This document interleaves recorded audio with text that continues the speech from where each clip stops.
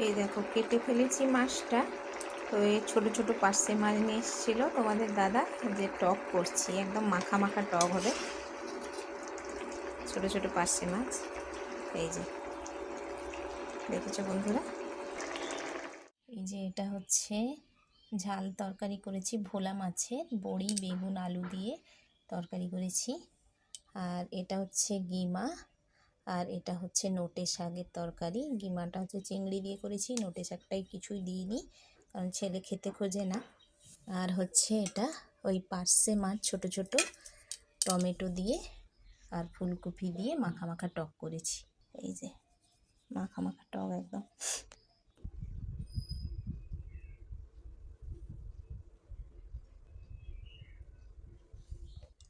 তোমাদের দাদার গলা ব্যথা, কুয়াশায় ঠান্ডা জলে স্নান করছে। এই যে আস্তে আস্তে খাও।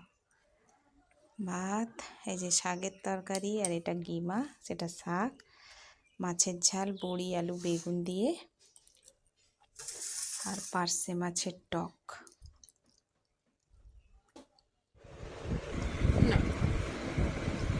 কজন?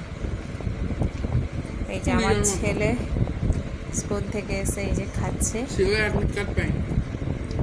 তার পয়সা পেমেন্ট হয়ে গেছে, আসলে কাল দেবে দেখ লাস্ট। ভাবছে মানে সবাই আসুক, এই জন্য স্যাররা হয়তো দেয়নি, অনেকজনকে তো দিয়ে দিয়েছে। তো ছেলেকে জিজ্ঞেস করছি তার স্কুলে কজন এসছে ক্লাসে। অ্যাডমিট অনেকজন পায়নি, পয়সা পেমেন্ট করে দিয়েছে। তো কাল লাস্ট স্কুল, এরপরে এক্সাম।